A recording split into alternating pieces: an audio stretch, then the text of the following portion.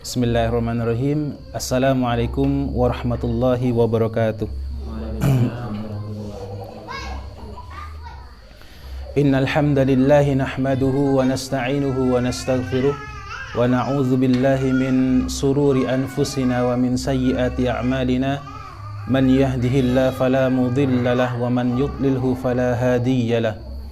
Wa asyhadu an la ilaha illallah wahdahu la syarika lahu wa asyhadu anna Muhammadan abduhu wa rasuluhu amma ba'd. Fa inna asdaqal hadithi kitabullah wa khairal hadi hadi Muhammadin sallallahu alaihi wasallam wa syarral umuri muhdatsatuha wa kullu muhdatsatin bid'ah wa kullu bid'atin dhalalah wa kullu dhalalatin finnar. Bismillahirrahmanirrahim. Al-hadithul khamisu, hadis nomor 5 dari kitab Al-Arba'in An-Nawawi. An Ummil Mu'minina Ummi Abdillah Aisyah, dari Ummul Mukminin. Beliau memiliki kunyah Ummu Abdillah, walaupun beliau tidak memiliki seorang putra. Siapa beliau? Aisyah, yaitu Sayyidah Aisyah, semoga Allah ridho kepada beliau. Qalat, Sayyidah Aisyah berkata, qala Rasulullah sallallahu alaihi wasallam, Rasulullah dahulu pernah bersabda sallallahu alaihi wasallam, man ahdatsa fi amrina hadza ma laysa minhu fahuwa raddun. Rasulullah pernah bersabda, man, siapapun, barang siapa, ahdatsa fi amrina, yang membuat perkara-perkara baru, fi amrina, di dalam urusan kami. Artinya urusan apa? Urusan agama. Rasulullah diutus ke dunia ini bukan untuk mengurusi urusan dunia, tapi urusan agama. Ma laisa minhu, yang tidak ada asal usulnya. Fahuwa raddun, maka dia akan tertolak. Rawahu Bukhari wa Muslim. Hadis ini diriwayatkan oleh Imam Bukhari dan Imam Muslim. Wa fi riwayatin li Muslimin, adapun konteks hadis yang diriwayatkan oleh Imam Muslim, man amila amalan laisa alaihi amruna fahuwa raddun. Barang siapa yang beramal dengan sebuah amalan yang tidak ada contohnya dari kami maksudnya Rasulullah SAW, fahuwa raddun, maka dia akan tertolak. Nah, di sini para ulama menjelaskan penjelasan tentang hadis nomor 5 dari kitab Al-Arba'in An-Nawawi ini. Yang pertama, al-kalimatu man ahdasa, adapun kalimat man ahdasa, barang siapa yang berbuat perkara baru, maknaha, adapun maknanya adalah ai ansya'a wa btada'a, dia yang memulai, yang menumbuhkan, dan dia yang ibtida, memulai perkara tadi, membuat perkara baru tadi. Fi amrina, maksud dari fi amrina adalah ai fi syar'ina wa dinina, yaitu di dalam syariat agama Islam dan juga agama Islam, di dalam syariat dan agama Islam. Fahuwa raddun, adapun makna dari raddun adalah ai mardudun ala sahibihi, dia tertolak atas sahib. Siapa sahibus syariah itu siapa? Yaitu Allah dan Rasulnya. Yang membuat syariat itu adalah Allah dan Rasulnya. Maka tidak boleh bagi seorang pun untuk membuat perkara-perkara yang baru. Kemudian faidah dari hadis ini apa? Al-hadisu, adapun hadis ini, hadis nomor 5 dari kitab Al-Arba'in An-Nawawi ini, mizanun lil a'mali dhahirati, yaitu timbangan atas amal-amal yang zahir, amal-amal yang tampak, amal-amal yang sifatnya bisa kita indrai. Apa contohnya? Salat nggih. Panjenengan salat saya bisa melihat. Puasa. Bersedekah, walaupun ada sedekah yang sembunyi-sembunyi. Tapi secara umum ketika seseorang bersedekah kita pasti akan tahu. Apalagi? Menikah. Apalagi jadi saksi. Kita pasti tahu. Dan banyak amalan-amalan yang lainnya.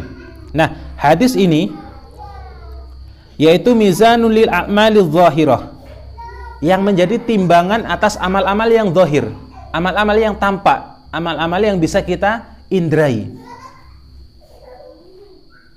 Fala ta'di bi amalin, maka tidak boleh seseorang itu berbuat atau beramal illa wafaqa asy-syar'a, kecuali dia mencocoki akan syariat. Nggih. Panjenengan salat misalkan dahulu di masa sahabat, di masa tabi'in, ada seseorang yang sholat ba'da subuh.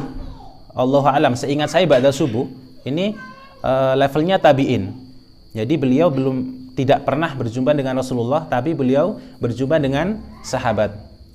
Nah, orang ini sholat terus menerus ba'da subuh. Seingat saya ba'da subuh atau ba'da asar, ba'da subuh insyaallah.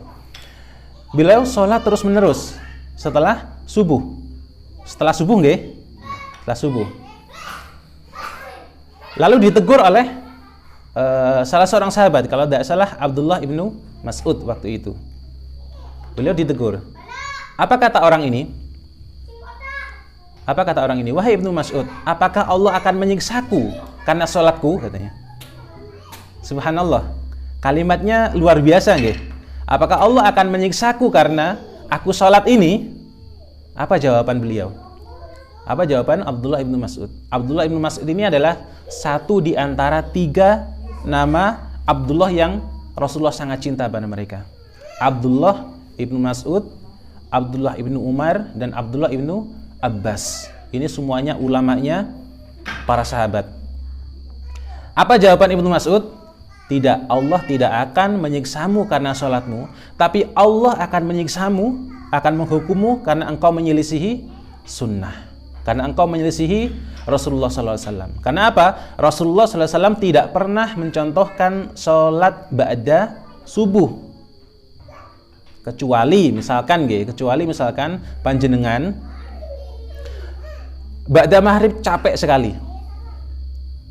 Misalkan dari safar dan lain sebagainya, capek ketiduran di waktu maghrib. Kemudian panjenengan bangunnya, dan itu tidak bangun mulai ba'da maghrib, kemudian bangun di waktu subuh. Artinya apa? Panjenengan melewatkan waktu sholat. Waktu sholat apa? Isya nggih. Nah, maka di waktu itu, maka panjenengan setelah sholat subuh boleh untuk sholat isya, qodok sholat isya. Karena apa? Panjenengan belum sholat isya. Nah, seperti itu. Para ulama menjelaskan ketika seperti itu, maka yang didahulukan adalah yang memiliki waktu. Artinya yang memiliki waktu itu adalah waktu subuh. Nggih. Paham nggih? Jadi kalau luput waktu tidur, maka di waktu apapun jenengan sholat.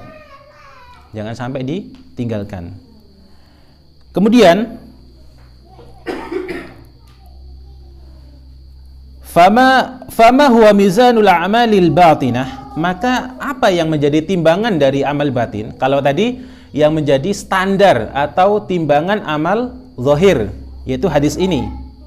Nggih. Maka yang menjadi timbangan dari amal batin adalah apa? Na'am an-niyah. Yang menjadi timbangan amal batin itu adalah niat. Dan mahallun niat adalah fil qalbi. Dan tempatnya niat itu adalah berada di dalam hati. Saya sepintas melihat panjenengan sholat 4 rakaat. Oh, berarti sholat duhur. Kan ngoten. Atau panjenengan ketika ada di sebuah masjid melihat orang sholat 4 rakaat dan itu di waktu duhur, berarti dia sholat apa? Belum tentu, Mas. Bisa jadi dia juga sholat asar karena posisinya dia sedang apa contohnya? Sedang masyakot, mungkin dia waktunya sedang ada satu hal yang membuat dia itu harus menjamak 2 sholat itu. Oke. Jadi sholat itu ada jamak, ada qashar. Ya. Kalau sholat qashar itu menggabungkan 2 waktu sholat ke dalam 1 waktu. Duhur, asar, maghrib, isya. Oke. Duhur, asar sama maghrib, isya. Nah, aturannya duhur, asar di jamak atau maghrib isya. Nah, kalau qashar itu ilat itu alasan kebolehan adalah apa? Adalah ini kaidah nggih. Ilat dari jamak itu adalah lil hajah, kebutuhan. Ilat itu alasan kebolehan nggih. Alasan kebolehan panjenengan melakukan sebuah ibadah, itu ilat namanya. Ilat dari jamak itu adalah lil hajah, kebutuhan. Contohnya apa? Maghrib, nggih. Maghrib kemudian hujan deras. Maka kita butuh untuk menjamak dengan isya misalkan. Maka dijamak maghrib dan isya. Rakaatnya tetap maghrib 3 dan isya 4. Kalau qashar itu ilatnya adalah lis safar. Ketika panjenengan bersafar. Nah, ulama menjelaskan ketika berkata tentang safar itu ada misalkan di kalangan mazhab Syafi'i itu harus syaratnya 80 kilo, kemudian ada ulama yang mengatakan harus 3 farsah. 3 farsah, 1 farsah itu kurang lebih 8 kilo. Berarti kalau 3 farsah berarti berapa? 8 kali 3. 24 kilo. Itu boleh qashar. Ada yang mengatakan pokoknya ada T di tempat itu gimana? Kira-kira kalau di sini, Mas, kalau panjenengan ke Lumajang kota, itu keumumannya dikatakan bersafar atau enggak? Safar atau enggak? Dikatakan bepergian atau enggak? Pripun kalau di sini? Kalau dikatakan oh dia safar misalkan, sudah berarti panjenengan boleh mengqashar antara duhur dan asar atau maghrib dan isya. Nah, intinya sholat jamak itu ilatnya adalah lil hajah, kebutuhan. Panjenengan misalkan butuh kayak tadi karena motor, karena hujan deras, atau karena panjenengan sakit. Kalau qashar itu ilatnya adalah lis safar. Ketika panjenengan bepergian jauh atau bersafar.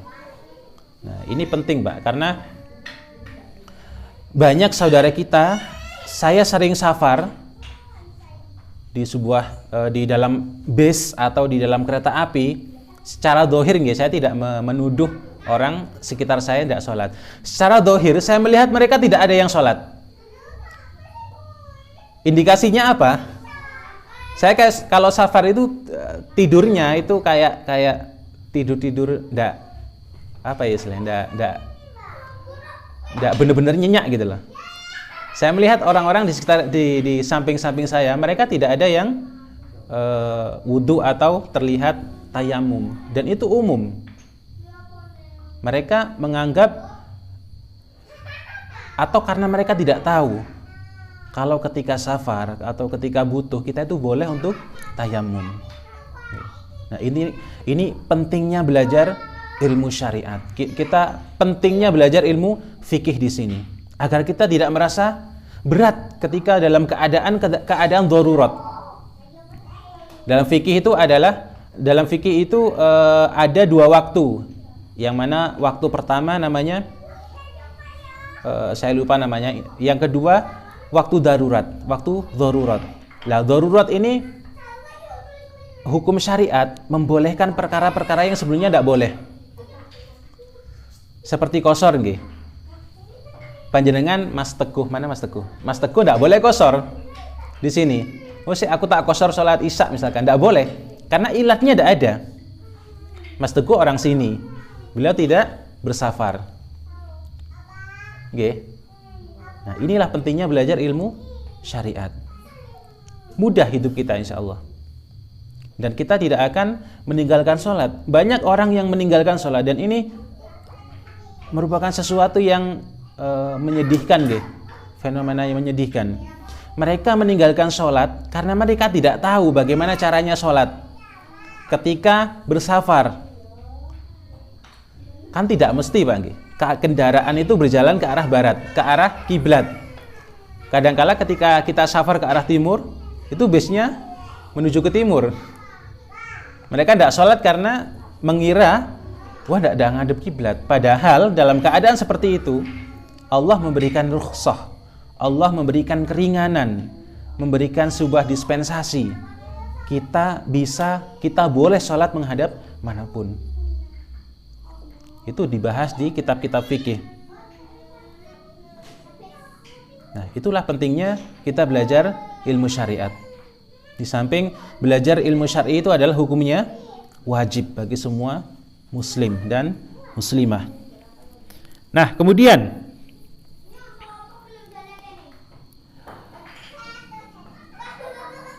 antara hadis pertama dari kitab Al-Arba'in An-Nawawi, masih ingat hadis pertama? Ada yang bisa bacakan? Innamal a'malu binniyah wa innamal likulli imri'in ma nawa. Faman kanat hijratuhu ila Allah wa rasulih fa hijratuhu ila Allah wa rasulih. Faman kanat hijratuhu lidunya yusibuha aw imra'atin yankihuha fa hijratuhu ila ma hajara ilaih. Antara hadis pertama dengan hadis yang kelima ini, ulama menjelaskan bahwasanya fal hadisul awal mizanul amalil batinah. Adapun hadis yang pertama, innamal a'malu binniyah tadi, itu adalah timbangan dari amal-amal batin. Amal-amal yang sifatnya ada dalam hati. Kita tidak tahu zahirnya dia sholat 4 rakaat di waktu duhur. Bisa jadi dia sedang sholat asar karena dia sedang butuh untuk menjamak sholat itu. Di waktu subuh ada seseorang yang sholat 2 rakaat. Kira-kira dia sholat apa? Kita tidak tahu kecuali kita bertanya pada orang itu. Bisa jadi dia sholat qobliyah atau sholat yang lainnya. Nah, hadis yang pertama dari kitab Arba'in An-Nawawi itu adalah timbangan dari amal-amal yang sifatnya batin. Amal-amal yang sifatnya itu ada dalam hati. Wal khamisu, adapun hadis yang kelima ini, mizanul amalidz zahirah. Timbangan dari amal-amal yang sifatnya zahir. Bisa kita indrai yang nampak. Nah, ini kaidah. Agar kita tahu dan kita tidak mudah untuk menjudge orang lain. Menjudge maksudnya awak muria ya sedekah iki misalkan. Kita nuduh misalkan. Walaupun misalkan dia sepintas dalam sedekahnya itu koyo ria, koyo nggih Pak nggih. Kayaknya, tapi kita tidak boleh untuk menuduh karena apa? Itu amalan hati. Niat itu adalah amalan hati. Kecuali dia ngomong, aku sedekah iki lho riya aku. Tapi kira-kira wonten ndak orang seperti itu? Oke. Maka kita tidak boleh menjudge niat orang lain karena itu adalah amalan hati. Nah, sedangkan amalan-amalan yang tampak, amalan-amalan yang sifatnya itu zahir, bisa kita indrai, maka kita bisa menilainya. Oh, paling wong iki sedang sholat asar. Seperti itu. Nah, kemudian fal awwalu idza ikhtalla waqa'al insan fi syirki. Nah, ini kaidah Pak nggih. Fal awwalu maksudnya hadis yang awal tadi, ketika seseorang atau ketika manusia salah dalam niatnya, dalam penerapannya, dalam niatnya, niat awalnya, waqa'al insanu fi syirki, maka bisa jadi dia jatuh dalam syirik. Niat nggih. Si aku tak jubahan. Cik ini dilem uwong misalkan. Aku tak gawe pakaian seperti ulama. Bene aku dipek mantu Pak Fulan misalkan. Nah, itu bisa jadi syirik kecil. Riya itu kan syirik kecil. Nah, kita hati-hati dengan amalan-amalan hati ini. Yang pertama, kita tidak boleh menuduh orang lain ya, tentang amalan hatinya. Lebih pantasnya kita lebih introspeksi dalam hati, dalam diri sendiri. Jangan-jangan saya ini sedang riya. Tapi jangan lantas ketika muncul perasaan seperti itu, kemudian kita meninggalkan. Aku nggak sholat sih, aku diriya. Jangan sampai ngoten nggih.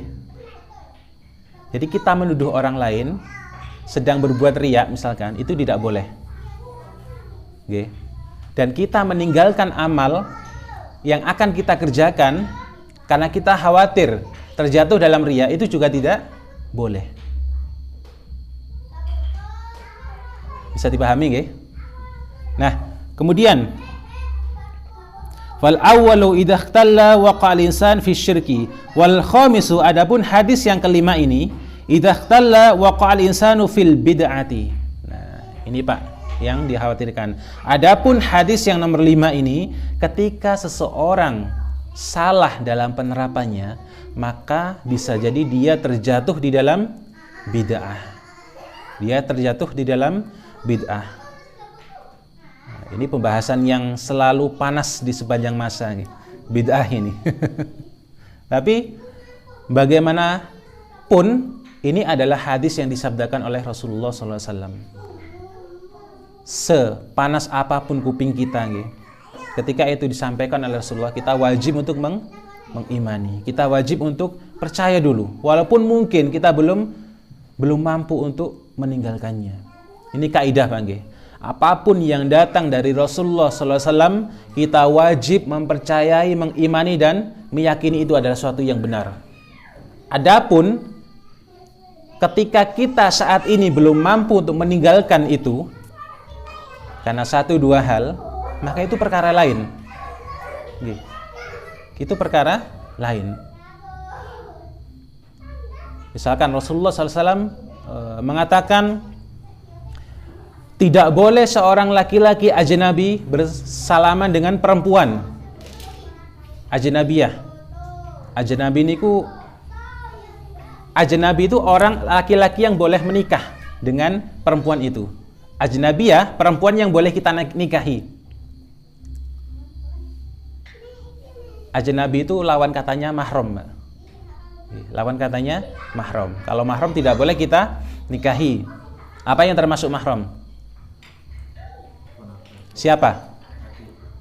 Adik kandung ya, adik kandung ya. Tidak boleh kita menikah dengan adik kandung. Siapa lagi? Mahramah. Siapa lagi? Ibu. Ibu ke atas, ibu, nenek, buyut. Walaupun secinta apapun kita nggak boleh menikahi buyut kita. Ya. Ini kaidah.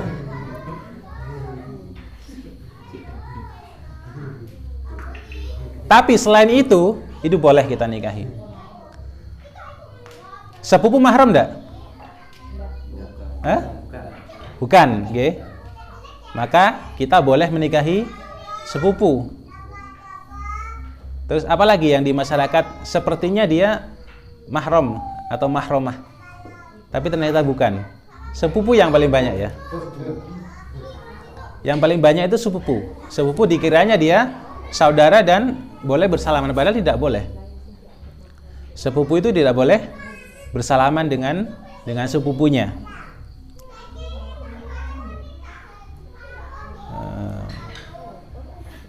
Nah, seperti itu. Jadi ketika seseorang salah dalam niat, salah dalam hadis yang awal tadi, innamal a'malu binniyat, maka dia bisa jadi berpotensi terjatuh ke dalam kesyirikan. Oke, salah niat bisa terjatuh dalam kesyirikan. Adapun hadis yang kelima, ketika kita salah dalam penerapannya, maka kita dikhawatirkan terjatuh ke dalam bid'ah.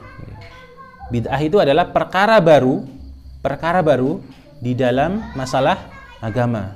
Sebuah kaifiyah, Pak. Sebuah tata cara. Jadi kalau bahasa sekarang, Allahu a'lam, kalau salah saya mohon dikoreksi nggih. Bid'ah itu adalah kaitannya dengan konsep atau tata caranya, bukan isinya, bukan kontennya. Contohnya ya, ketika kita memperingatkan saudara kita misalkan tentang perbuatan bid'ah yang dia lakukan, dijawab, apakah salah orang baca Al-Quran? Apakah salah orang baca salawat misalkan? Nah, yang salah bukan kontennya, konten itu isi, nggih. Konten itu adalah isinya. Sholawat tidak salah, selama dilakukan dengan benar, sholat tidak salah. Bersedekah pun tidak salah. Tapi ketika kontennya ini diikat dengan sesuatu hari, dengan jumlah tertentu, terus diyakini dengan keyakinan yang itu tidak ada asal usulnya misalkan, maka ini potensi menjadi bid'ah itu besar, Pak. Potensi menjadi bid'ah itu akan menjadi besar. Misal, saya misalkan nih, ketika anak kita baru lahir, misalkan, kemudian kita meyakini bahwasanya sedekah uang 100.000 kalau laki-laki dan sedekah uang 50.000 kalau perempuan, itu pahalanya sekian misalkan. Nah, ini potensi menjadi bid'ah itu besar. Sedekah saja gitu, tidak usah diyakini ini ada keutamaan tertentu seperti ini.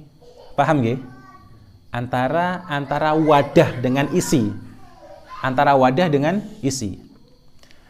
Sholawat insya Allah berpahala.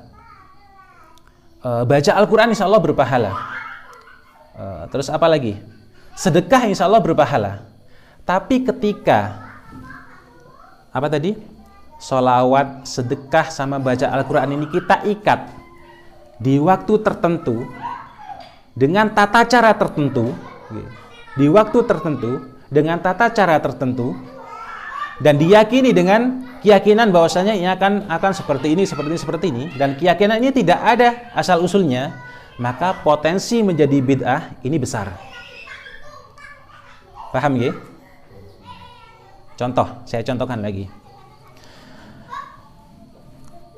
Ketika seseorang beli HP baru misalkan, kemudian dia mengikatnya dengan harus sedekah sejumlah PT Engkung atau ayam geprek 50 porsi. Terus disalawatin 100 kali. Kemudian apa lagi? Ada sedekah juga 200.000 misalkan kepada orang yang jumlahnya 10 orang. Diikat waktunya di malam Jumat atau di malam Sabtu atau di malam apapun. Dia mengikatnya dengan keyakinan yang dia buat sendiri atau keyakinan yang dia yakini dari sesuatu yang tidak ada asal usulnya. Misalkan. Nah, maka ini potensi menjadi bid'ah itu besar. Paham nggih, Pak nggih? Ini bedanya tipis loh. Beda dengan saya, beli HP baru misalkan, atau second. Aku mumpung duit aku sih, iki duit satu sih kita kei tetanggaku sih anak yatim ini, karena senangnya hati. Tapi dia tidak mengikatnya dengan karena dia beli HP baru, enggak, karena mumpung ada saja gitu. Nah, maka itu tidak mengapa insya Allah. Jadi bid'ah itu kalau boleh saya bahasakan, itu kaitannya dengan konsep, Pak. Dengan tata caranya. Tata cara yang diikat. Diikat dengan waktu tertentu, dengan jumlah tertentu, dan diyakini memiliki keutamaan-keutamaan tertentu. Yang keutamaan ini tidak disebutkan sama sekali oleh dalil. Tidak ada dalilnya. Maka ini potensi menjadi bid'ah itu besar. Itu yang pertama. Yang kedua, bid'ah itu akan merusak agama. Tidak ada satu bid'ah pun kecuali dia merusak satu sunnah, atau banyak sunnah yang akan rusak karenanya. Oke. Sekali lagi ini pembahasan yang panas nih. Pembahasan yang panas sepanjang masa. Namun mau tidak mau kita harus sampaikan, karena ini adalah agama. Kita tidak boleh menyembunyikan agama karena takut misalkan tidak makan atau takut kehilangan pekerjaan dan lain sebagainya. Hanya mungkin kita menyampaikannya secara hikmah saja. Oke. Hadis tentang bid'ah itu ada. Dan para ulama dari dahulu yang menjelaskan tentang apa itu bid'ah, mereka sudah menjelaskan. Maka tugas kita adalah kita belajar semaksimal mungkin agar kita tahu tentang ilmu syariat. Agar kita beramal, jangan sampai kita beramal tanpa landasan ilmu. Tanpa landasan ilmu, karena bahaya, Pak. Sekarang saya beri perumpamaan yang lebih mudah, wis. Iyalah kita lakukan ini benar misalkan. Kalau salah gimana? Tentang bid'ah ini, Pak, ya. Misalkan kita memiliki keyakinan, udah ini pasti benar. Iyalah benar, lek salah piye? Sedangkan kita melakukan amalan-amalan yang sunnah saja, kalau kita salah niat, kata tadi waqa'al insan fi syirk, dia berpotensi jatuh ke dalam kesyirikan. Seseorang melakukan amalan sunnah saja, amalan sunnah saja, ketika dia salah niat, itu bisa jatuh dalam kesyirikan. Danio itu paham ya? Danio itu apa bahasa Indonesianya, Mas? Apalagi kita melakukan sesuatu amalan yang bukan sunnah. Amalan yang para ulama menjelaskan itu adalah bid'ah. Oke. Jadi bid'ah itu adalah lawan kata dari sunnah. Syirik itu lawan kata dari tauhid. Maksiat itu lawan kata dari taat. Ini kaidah ya. Panjenengan bisa tulis. Lawan kata dari syirik adalah tauhid. Lawan kata dari bid'ah adalah sunnah. Lawan kata dari maksiat adalah taat. Ini tidak akan mungkin bertemu dalam satu tempat yang sama di hati kaum muslimin, Pak. Ketika kita melakukan sunnah, amalan sunnah, maka dalam hati kita pasti akan membenci perkara-perkara yang bid'ah. Ketika seorang itu multazim di dalam tauhid, maka pasti saya yakin dia benci ke dalam akan kesyirikan. Ketika dia sedang melazimi, multazim di dalam ketaatan, dia sedang meninggalkan maksiat. Dia sedang benci ke dalam amalan-amalan maksiat. Karena tidak mungkin keduanya ini kumpul dalam satu hati, itu tidak mungkin. Ya, jadi kita kembali dalam kepada hadis kelima yang diriwayatkan oleh Ummu Abdillah, Sayyidah Aisyah ini, bahwasanya kita harusnya lebih berhati-hati akan amalan-amalan yang tidak ada contohnya dari Rasulullah SAW. Karena apa? Rasulullah telah dawuh, barang siapa yang berbuat atau membuat perkara-perkara baru fi amrina, di dalam urusan kami, yaitu di dalam masalah agama, maka fahuwa raddun, maka dia akan tertolak. Lebih enak itu golek aman atau enggak, Pak? Lebih enak itu golek aman apa enggak sih? Misalkan nggih, Pak, jangan lewat piket 0 sekarang ya. Di sana sedang longsor misalkan. Sedang longsor, sedang ada ular, ada apa segala macam gitu. Kira-kira kita sebagai orang yang berpikir normal nggih, kita sih maksa apa enggak gitu? Enggak mungkin kan? Nah, sama dengan ini. Rasulullah telah memperingatkan akan amalan bid'ah ini, muhdas ini, bahwasanya amalan ini akan tertolak.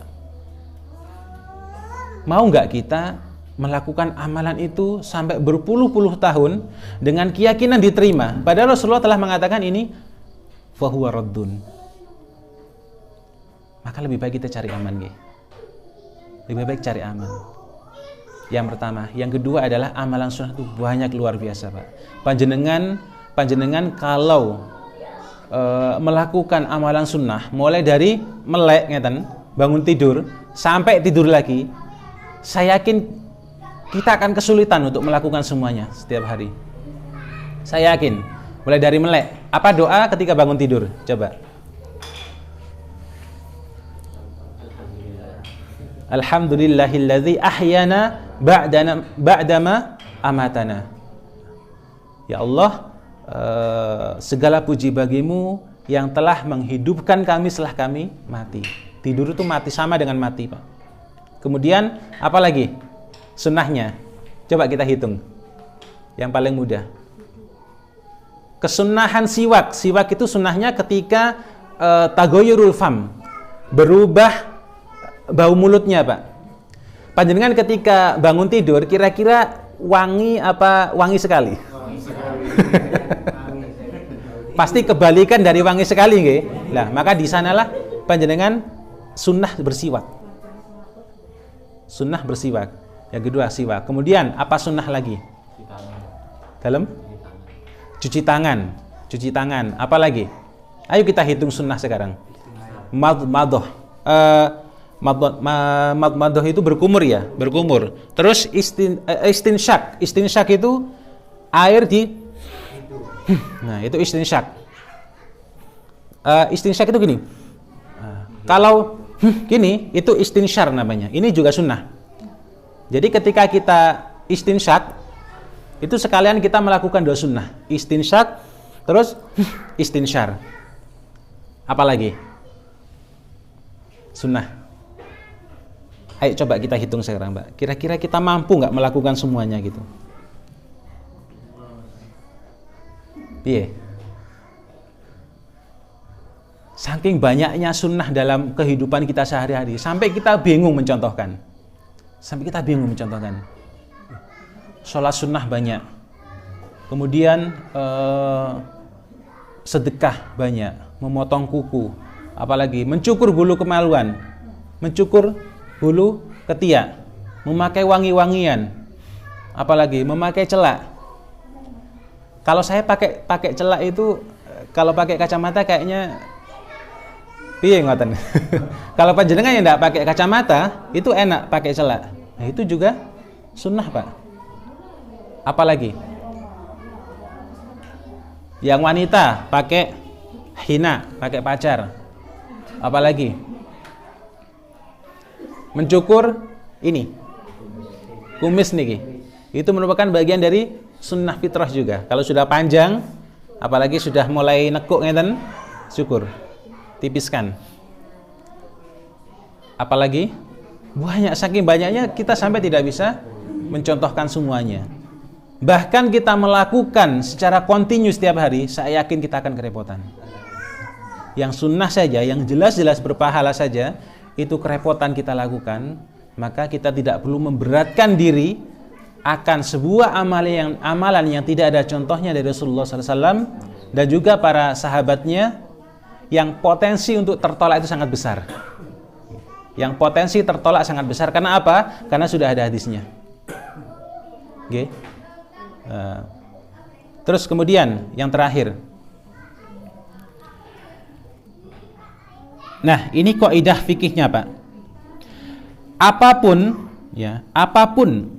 sebuah perkara itu yang ada di zaman Rasulullah, yang Rasulullah itu mampu untuk melakukannya, namun Rasulullah tidak melakukannya, dan tidak ada perkara-perkara yang membuat Rasulullah tidak melakukan, maka itu adalah bid'ah. Ini kaidah fikih. Contoh tadi, ketika seseorang mendapatkan nikmat, apapun itu, anak misalkan, anak panjenengan baru lahir. Di zaman Rasulullah ada nggak orang melahirkan itu? Ada kan? Nah, kemudian kita membuat satu amalan yang kita kontinukan. Kita yakini ini adalah amalan yang baik misalkan. Itu tadi kita pesen 50 porsi ayam geprek dengan ada keyakinan ini amalannya pahalanya besar. Oh, anakku lanang, sedekahnya 100.000. Kalau perempuan sedekahnya 50.000 misalkan. Ada keyakinan seperti itu. Dan ini diikat di waktu tertentu. Diikat di waktu anak baru lahir ini. Kemudian apa lagi? Diikat juga dilakukan di malam Sabtu misalkan. Dengan keyakinan tadi itu. Rasulullah kira-kira mampu nggak waktu itu melakukan ini? Mampu kan? Nah, Rasulullah tidak melakukan. Oh, berarti ini adalah bid'ah. Ini salah satu kaidah fikihnya, Pak ya. Nanti saya yakin butuh pembahasan tersendiri ketika kita membahas tentang bid'ah ini. Tapi yang jelas bid'ah itu kalau boleh saya intisarikan, bid'ah itu adalah sebuah konsepnya.